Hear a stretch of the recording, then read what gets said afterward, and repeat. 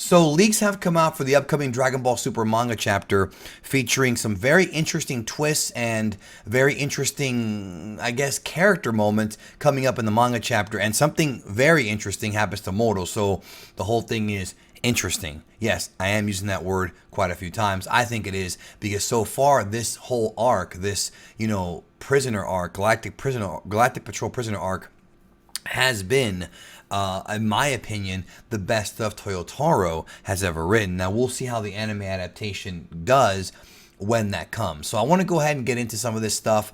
We will have some light spoilers here, not anything too crazy, but stuff that I find to be very fascinating about the upcoming manga chapter. So, of course, we left off with Goku and Vegeta losing and waking up because MORO drained all their energy, so they lost. They took the L in the fight. And I'm going to go through some of these manga panels here.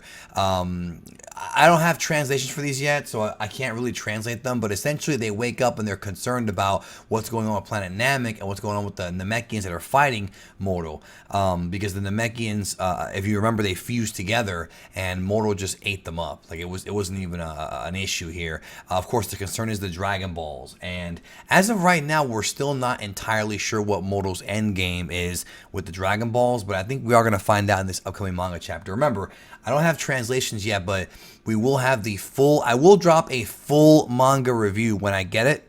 When I get my hands on the manga, I will do a full review on it here on Geekdom 101 in the next few days, and we can go really in depth about what happened and my thoughts on it. So, with all the translations finally being out when that happens. So, moving forward here, we have MORO, a good shot of him there, and hunting for the Dragon Balls, as you can see right there in that shot. And this, of course, he's young, he's ripped, he's ready to go.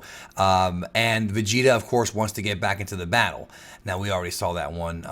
Let me move forward here. Now, things get very interesting. Well, first of all, let's take a look at this here. This looks a little weird. I know that the wind's supposed to be blowing here, but is it just me, or is Goku's body kind of lopsided? Like, I know it's supposed to represent, like, the wind blowing, but it just looks weird. And why would the wind blow when they're indoors? At least I think they're indoors.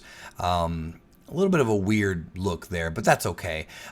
They're powering up once again, so of course the fight is far from over. Now, here's where things get interesting. I'm going ahead here. Let me go ahead and talk about it. Screw it, why not? Majin Buu versus MORO. First of all, I love this manga panel right here. I think it looks absolutely amazing, and I'm so happy that Majin Buu is finally going to fight in an arc. We've been teased and we've been bait and switched on two separate occasions in Dragon Ball Super from seeing Majin Buu fight. First, in the Universe 6 versus Universe 7 tournament, he fell asleep during the exam, or he failed the exam, depending on what version you're watching or reading, and he was unable to compete with Team Universe 7.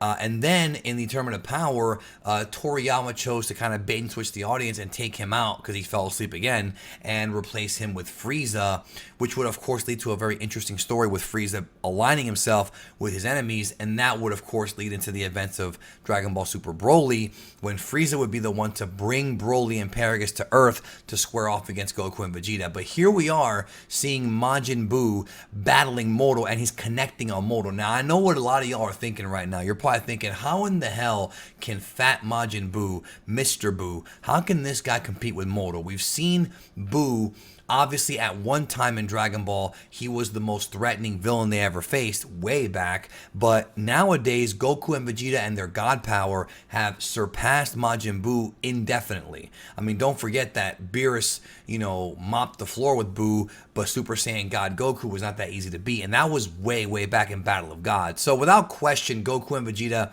have easily surpassed Majin Buu. So how is he able to do this? Well, my guess, my speculation here based on these leaks, here's another image of Buu kicking MORO up in the sky, it looks like, or he could be deflecting a ki blast with his foot. My perspective on this is that, of course, they want to, if you forgot, the whole goal is to take the Daikaioshin, the Grand Supreme Kai, out of Majin Buu because the Galactic Patrol believes that he may have the key to defeating him.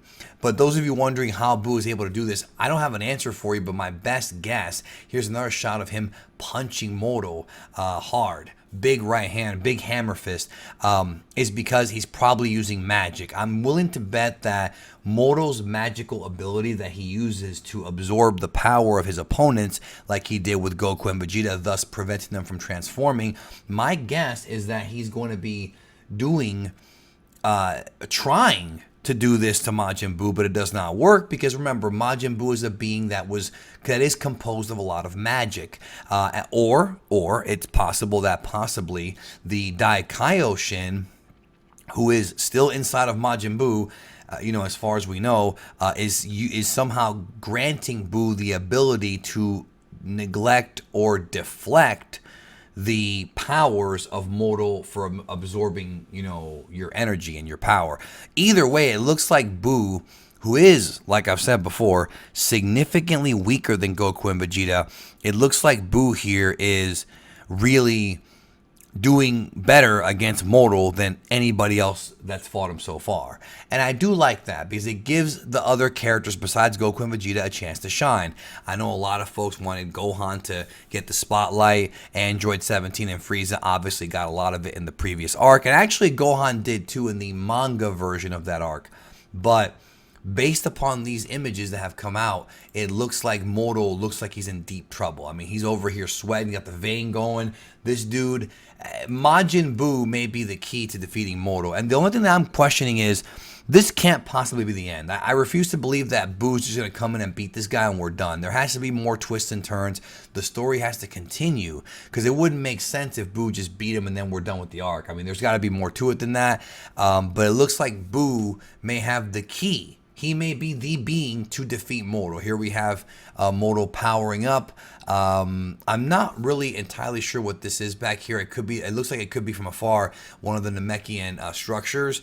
Again, without reading the actual full manga chapter, it's hard to pinpoint what these things are. But still, that being said, it looks like Majin Buu versus Moro will be a thing in the next chapter, and I'm excited for it because I love Majin Buu's hacks. I love his abilities, and I want to see him use those abilities more in Dragon Ball. We haven't seen him fight in a long time, a serious fight, and now we get to it. That's why I love the Zen exhibition match stuff. We got to see Buu fight there, but that was anime only, so what can you do? Let's hope that Buu does great here. I love it. I can't wait. Let me know what you think in the comments of Buu versus Moro. And the manga chapter will be out soon. I will do a review on it here on the channel, and we'll discuss everything that needs to be discussed about Dragon Ball Super's Moro arc, the Galactic Patrol Prisoner arc. Thank you for watching, and I'll see you next time.